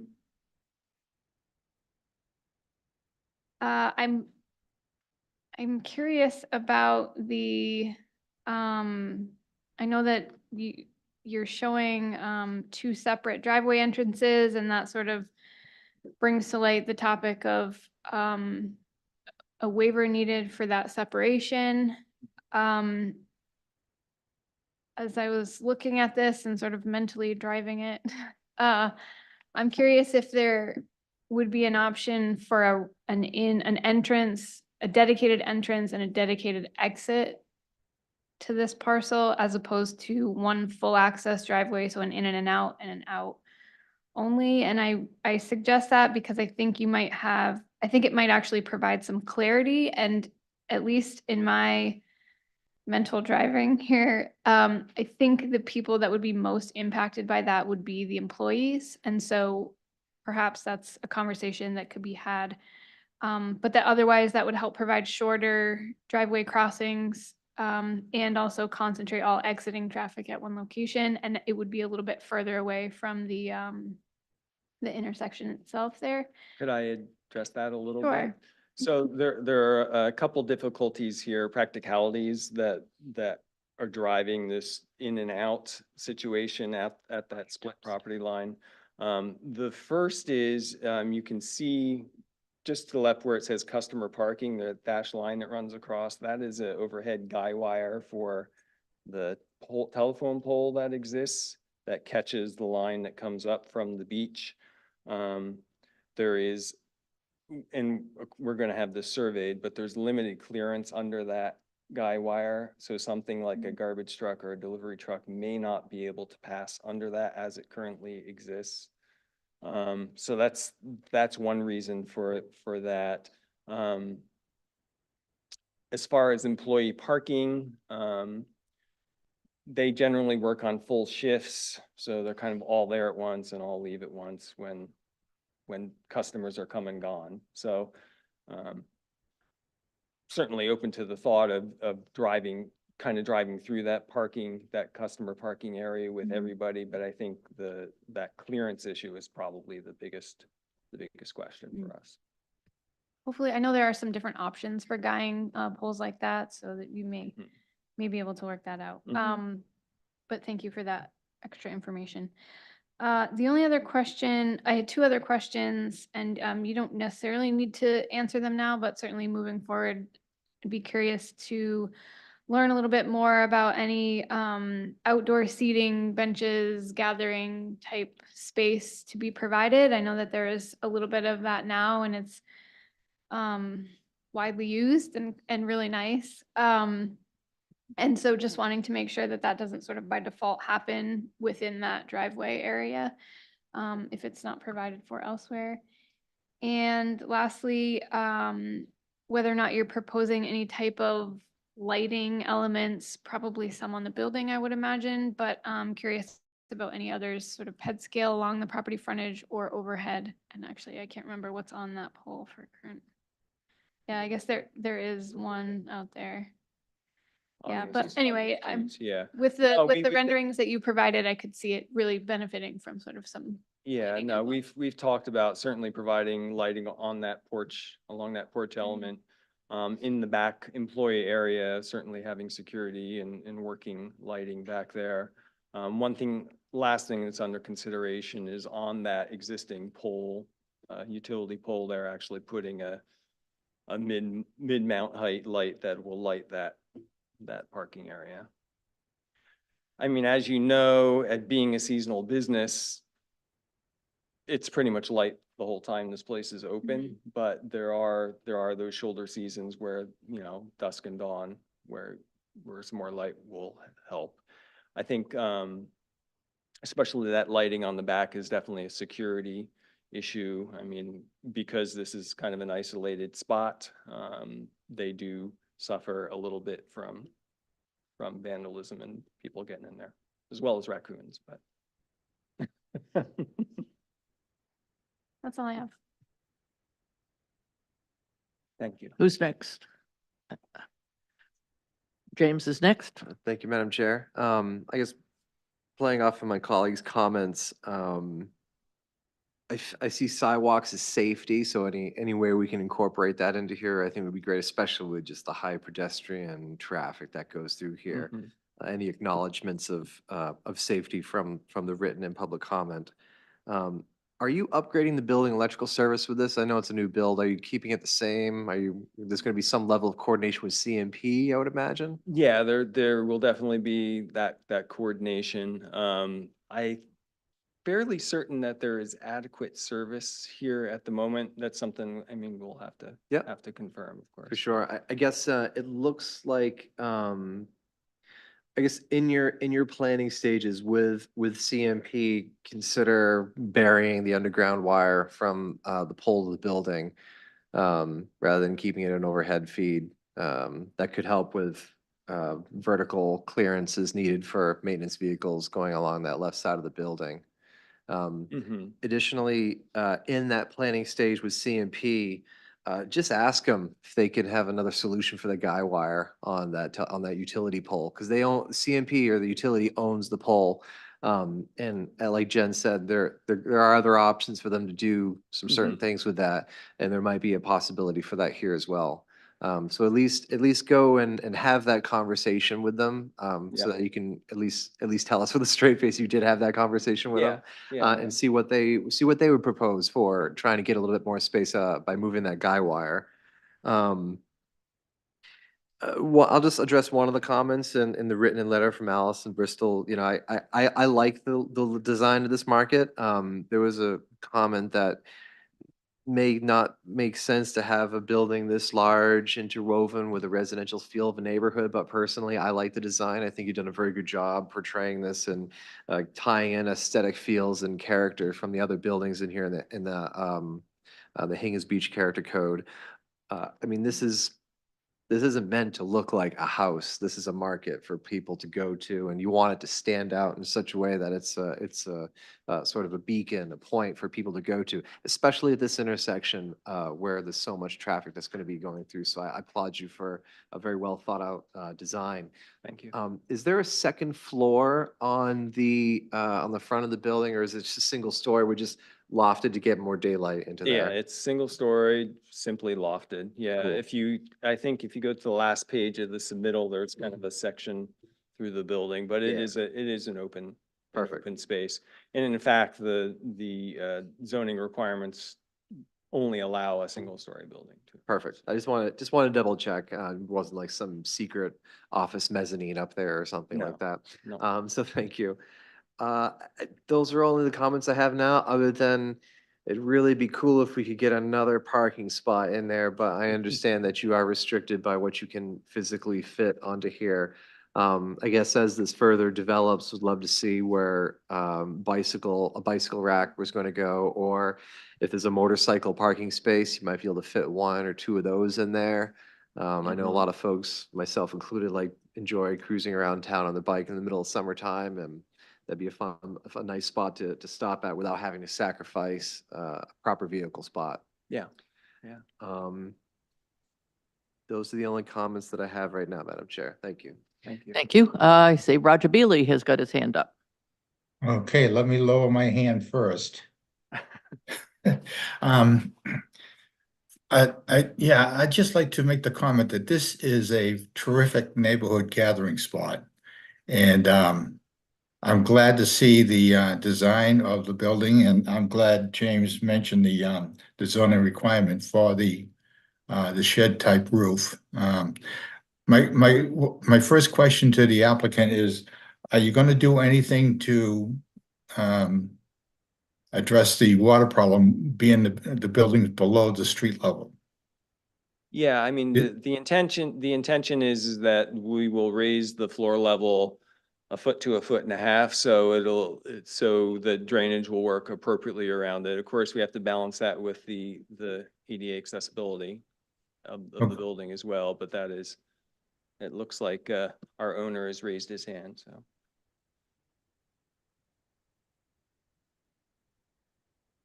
Does the owner want to speak? You should be able to talk now, Chris. Hi, sorry, I hope you can see me or hear me at least.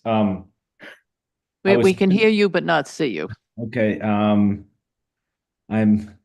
well, Go ahead and ask your question. well, sure, just I was gonna say, to your point about water, last year, Skip Murray, we put in 2 catch basins, to transport water over to the other side of the road. We dug a 400-foot culvert. So there's a way to move water to the other side of the road. And then with the additional elevation of the new market, we feel we'll be in a much better place. Water has been a significant operating issue for us the last few years. So this is actually the driving force behind this renovation. Okay. The other question I wanted to ask you is about the parking and everything. The softscape area there between the parking area and the street, what's that going to consist of? We really haven't given it hard consideration as of yet. We are required to have a curb, of course, because of the proximity to the street. The actual design of that has not been considered yet, softscape wise. I was just wondering, and maybe staff could answer this, because of the compactness of this particular site and it's such a popular location. I mean, I've been down there and it's amazing. I think just about everybody who lives in the greater Portland area knows of this site, and they know when they're approaching it, coming either direction, that they slow down because there's kids and pedestrians crossing the street, and there's cars backing out, and there's cars on the street, parked on the street and everything. So I was just wondering, maybe for staff, in lieu of that softscape divider, and I agree with the parking lot, coming in one way and going out the other, instead of everybody trying to back out of there. Could they put up a rail fence so they could possibly have some on-street parking? Parallel parking on the street right in front of the parking lot? Would that make any sense, or would that be a no-no? You want to speak to that? Angela's gonna say if it's a no-no. Well, I think the concern, Roger, would be that that's right in the middle of an intersection. So you'd have people coming up Ocean, that people trying to park in that location would be extremely dangerous, I would say. I mean, as it is, we're talking about entrances and making sure those are in a place where you see people coming and going. But to have on-street parking along that, you're essentially putting on-street parking in an intersection, which is not allowed by DOT or federal highway for that matter. So, and because of safety concerns. Well, Angela, when they resurfaced and reconstructed Spurwink, they have some pretty significant shoulders right now. Mhm. And I know in the past, I've seen cars, as you're coming from Pleasant Hill Road to that market, I've seen cars parked on the shoulders on the old road. And so is that going to be prohibited from anybody parking on the shoulders? I would say if it becomes, if we see it, then it might be something that we would need to address through council. Only council can, it goes through the ordinance, and council can designate where there is kind of no parking areas. And I would say it would defer back to the safety measures from DOT, which is, I believe it's within 10 feet of an intersection. So that would be from, each side of Ocean going back to that point. You could do it along maybe some other areas of Spurwink, but not right at the intersection. It's just a dangerous situation. So you don't want to encourage that, I guess. And the widened shoulder is really a bike lane, so you also don't want to prohibit the use of that from cyclists, because that is a pretty heavily traveled cyclist route. So that was intentional along that new section Yeah. of road. Does the sidewalk go right down to that market? It does, doesn't it? The new sidewalk? Okay. I think that's all I have at the moment, but I think it's, it looks good and I think it's, as long as the public understands that this is part of the zoning for this type of structure. I know there was some question about that, and it certainly will enhance the flow of traffic. But, yeah, okay, we'll have to see how that goes, I guess. All right, I'm all set. Thank you. Thank you. Who's next? Rick King. Just a couple of follow-up questions. The propane tanks, how are they filled? The thought there was the propane truck would come in, drag their hose through that little courtyard between the buildings and. So fill the they'll tank be using like one of the parking spots? When that happens, yes. Okay. We'll have to see just how, well, I encourage you to make sure they're screened so they're not visible from the street. Yep. And what's the purpose of the detached storage building? They currently have, if you're familiar with the site, they currently have a container Mhm. that's in the back that they use primarily for kind of bulk dry storage. They like the idea of having that in a separate building, separate non-conditioned building. That's one thing I didn't mention about this building, because it is a seasonal building. It's generally an unconditioned building. We are building it to the energy code so that at some point in time, it could be a heated building. But anyway, that back space is kind of for that bulk stuff that they don't want to clutter up the kind of functioning space of the internal of the building. The other part of that is with the way the zoning works, the code works, we're allowed an accessory building within that back section of the property. We couldn't, in order to gain that square footage, we couldn't just make the building bigger, because we've used all of the footprint that we can use within the setbacks, but an accessory building can be within that backspace. Excuse me? Okay. So it's kind of, Yeah, I hear ya. They're used to functioning that way. Yep. So it's kind of a reuse of that functionality. Okay. All right. Thank you for that. It looks like you're gonna do some pretty heavy frying or what have you. How are you venting the hood suppression? Yeah, the hood will vent through the roof, and it'll be required to have a fresh air intake as well. So that'll all be on that shed roof. And you won't see it from the street because of course you've got this roof coming towards. You won't see it coming up the street or walking through on the sidewalk up? I mean, it's a possibility, but that side lot is well treed as well, so. Yeah, I can't picture if I could see that deep into the site. At any rate, I think if you take a look at that, make sure that we can at least screen those. I'm assuming they're gonna be mushroom caps. Yeah. And see if we can screen it and keep it as low to the roof surface as you can.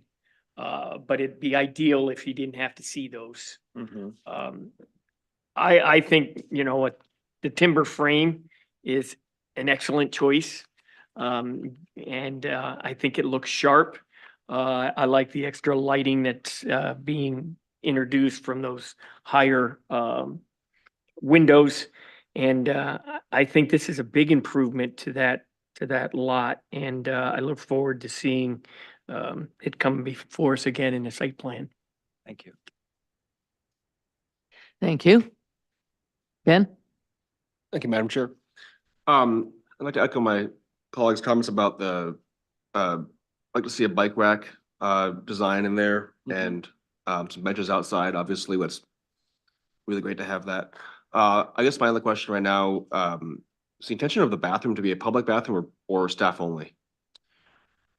So it is only accessed internally, it's only accessed through, kitchen working spaces. As I read the code, the plumbing code, we are required to have a public bathroom in this building. The operators are reticent to have that happen just because of as you probably understand, the maintenance of those things. So what we're proposing and doing is having an exterior door to that bathroom. So similar to that situation where you go to the gas station and you ask them for the key, that's how they intend to operate with this. Yeah, so I was looking at the two doors to the bathroom and thinking that must be Yeah. the situation. Yeah. Okay. So we have to send people around to the employee lot area to do that. So hopefully you discourage them, but you still meet the code, I suppose. Yeah, Okay. exactly. Yeah, I mean, with that, I really don't have any other comments at this time. It looks like a good improvement to the site and hopefully moves forward. We look forward to seeing you again. Thank you. Great, thank you. Hey, this is a fun project. Great. Looks like a beautiful building. I've kind of two quasi-related questions for you, but one might actually be for the town. First of all, the big flat roof, not flat, angled roof, but not complicated. Any plans to make energy from it? It's kind of facing the wrong direction. It is I think. facing It west, faces right? kind of northwest. Yep. Yeah. That's what I thought as well, but Yeah. I figured I'd ask you. I would be all over if it was facing the right direction. It's not, I don't know if Chris would, but So my second question is about the EV ordinance. This seems to be a complicated situation in that 6 of your 9 parking spots are on land that you don't own. So how does the town, what does that mean for the EV ordinance? Let's let Autumn take this. Go ahead. I think this may be appropriate for a fee in lieu.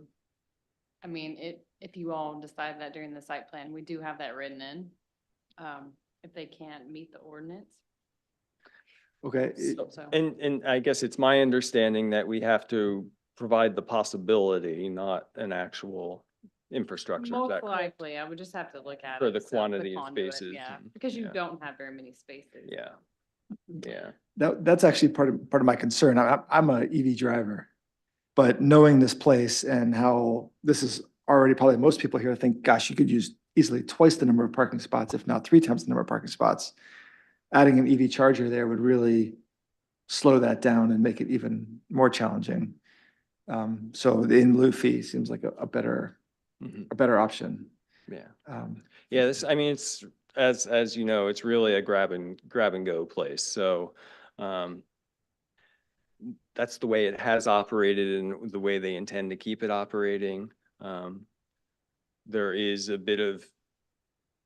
there's that balance between providing places for people to hang out, but at the same time, they take up parking spaces and people need to kind of move through here. A lot of people come up from the beach, however, so providing space for them is a nice option. Right. Oh, cool. Thank you. Lastly, along those lines, it doesn't look like you've designated any of these for accessible parking, which may be something else that you want to look at moving forward. There is one spot right Just- right there. Oh, that's the Yeah, ACC. accessible. Okay, Yeah. sorry. Yeah. Great. And that's that one van accessible space that we'd be required for this quantity of. Okay. parks. I thought it was compact parking. Sorry. Thanks. All right, thank you. I thank my colleagues for covering just about everything that I had. I also want to applaud the design. It really is a quintessential beach market, the way you've got it designed, right down to the surfboard on the wall. I do have, I guess, a little portion, and that is in terms of the kitchen, that's a commercial kitchen. So you have all sorts of health requirements and commercial design requirements and everything else. And I assume that you're all set on that. Correct. I got the answer to the question of why 2 two entrances to the bathroom, so I'm glad I've got the answer to that. I do have a question. How is, I'm just not clear on how the dumpster is going to be emptied, because if there are cars parked, there's not a lot of space. A dumpster, the trash collector is going to be backing all the way in, I guess. Is that true? This particular service, as I understand it, is a front loading service that they have at this property. So they'd be backing out. So they would come in forward, take the material and back out. Well, in some way or other, they're going to be backing. Yes, Exactly. and that's not going to be easy, especially if you have the employees with some of the, a lot, let's say a larger car, then that employee parking is kind of tough. So it's something that you're going to need to consider. You're also going to need to ensure that you have screening on the dumpster so it's not visible from the street, which means you've got gates that open into a space of the parking lot, of the employee parking lot. So that is, in terms of design, that's going to have to be very carefully thought through. Yeah. So we need to take a look at that. That I have, I think, actually that everybody covered what I had. So it's unusual that I have nothing else. Anyhow, do you have any questions for us on anything you're unclear of, or that burning question that you wanted to find out if you could do or not? Yeah, so we've talked about the waiver for the potential two entrances too close to each other. The other things that I see in the site planning code that we're not doing, there is the width of the lane back into that employee parking area. It's technically a two-way lane and its size is a one-way lane. As you can see, there's no room to make it any bigger. But so is that a variance request? I mean, a waiver request as well? It would have to be. I'm not clear how much we're permitted to waive. I would trust the planning department to double check that. I think something else to think about is the fire truck. How far it can get in and how, what it might have to move by pushing aside in order to get towards the back. Yeah. So I know the fire department has weighed in on that.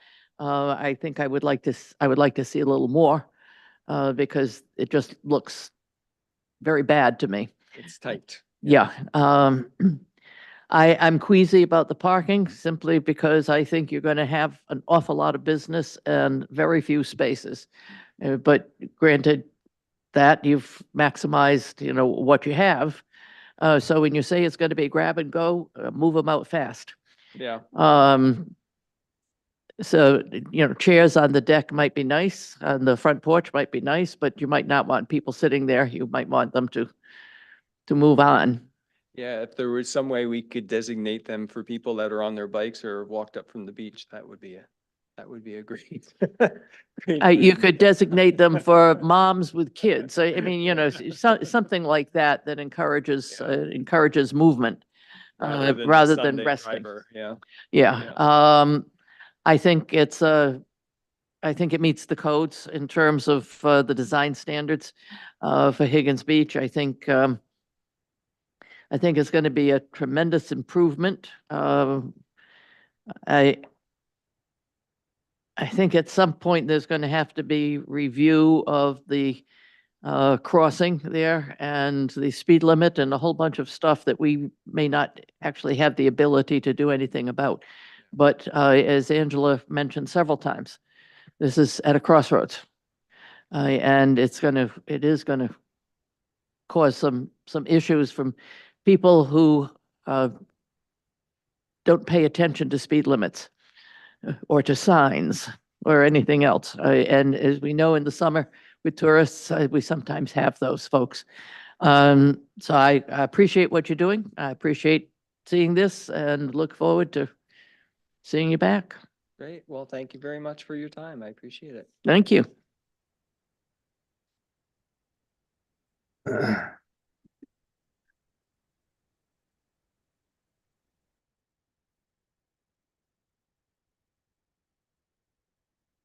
Next item, staff report.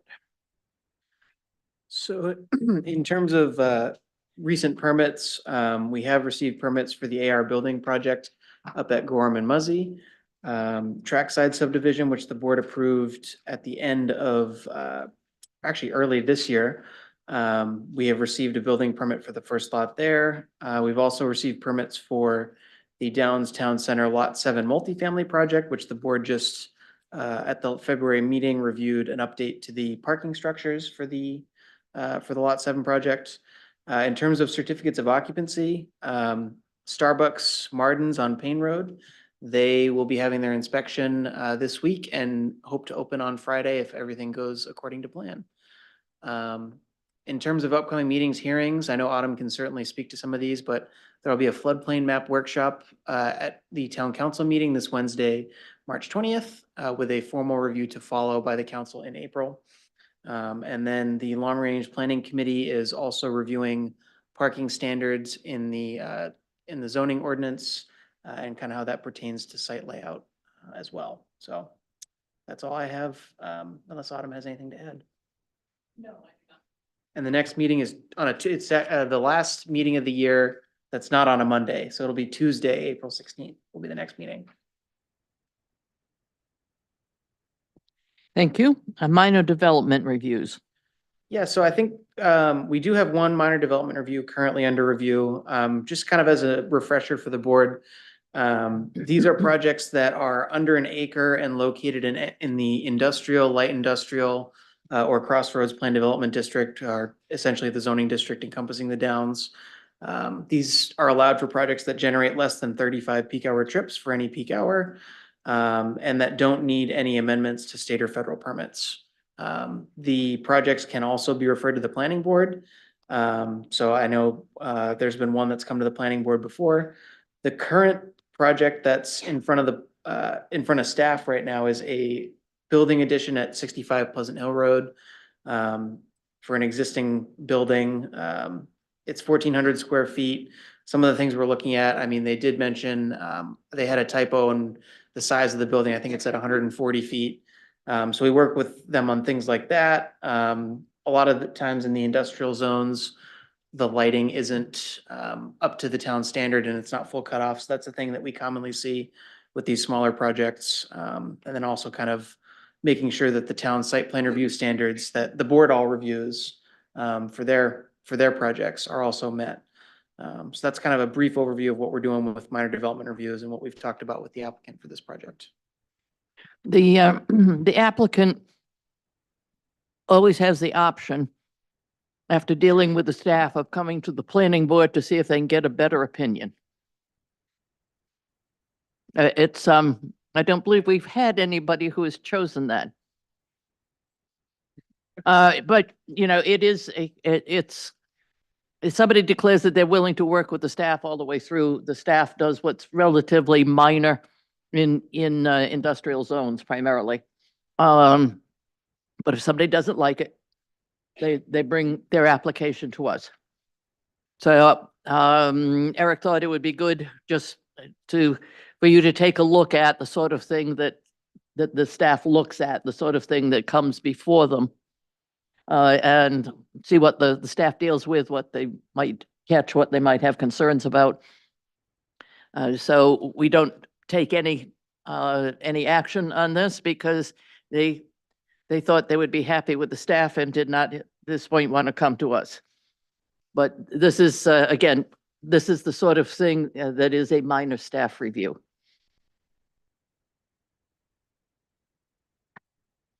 Administrative amendment report. Yes, so we've actually been pretty busy with these as well. So these are similar to items that would be reviewed as a minor development review. but they might not be in the specific industrial or CPD districts that allow that minor review. So our ordinance allows, with consent of the planning board chair, if someone wants to adjust a fence or make some small change, to have staff approve the site plan that way. And we've had 3 recent projects request to go that route, 2 of which are on Technology Way in the Enterprise Business Park.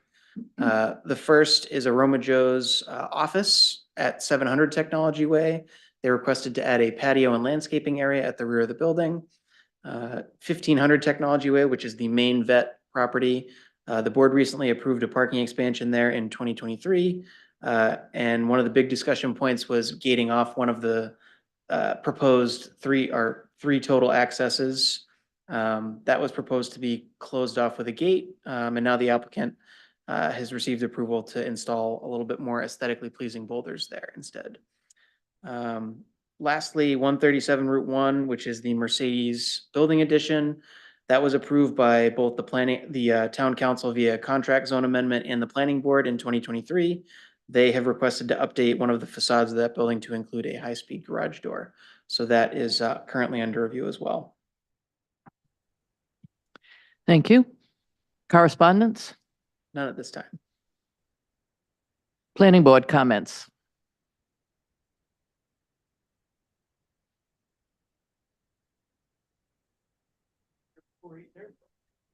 What is that? Is that what you would like to do?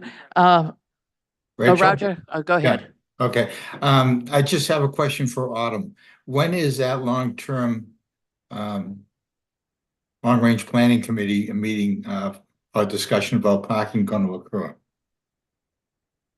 Roger, we started at our meeting in March, last Friday, and the next meeting will be April 12th. I am anticipating that the discussion will probably go through the summer with the parking ordinance and parking requirements. Oh, okay. I just wanted to make sure that those ratios pertaining to restaurants are part of that discussion. I promise they will be. Thank you. I'll hold it to you. I have gotten, since I'm the liaison to the long-range planning, I also have a few things that have been, we've been thinking about, issues that we've run up against here on the planning board. My concern, I'm glad you mentioned the restaurants, Roger. My concern is what I call maximum parking. In other words, how much is too much? We have good, reasonable ordinances around minimum parking standards. But I sometimes think we need something on maximum standards. So yes, it's probably gonna take a while to work through because it deals with more than just the numbers. Anybody else on the planning board? Let me just ask a question, if I may, Rachel. Sure. Either you or Autumn, do you need me to send you my concerns, or? I think certainly you can send them to Autumn as the staff, or don't forget Portia Hirschman is also on the on long-range planning, so you can get them to her as well. She's transportation committee, right? Yeah, so she's transportation committee, so you might want to work actually through the transportation committee to get your list in. Okay, because I a few years ago, I actually sent them into Jay when Jay was the planning director, and I didn't know if those were still part of the file or discussions or not, but I can resend them just to make sure Roger, they're least. If you could just send them to me, that would be great. Okay, thank you. All right, any other comments? Hearing none, do I hear a motion to adjourn? James is fast on that. Go ahead. So moved.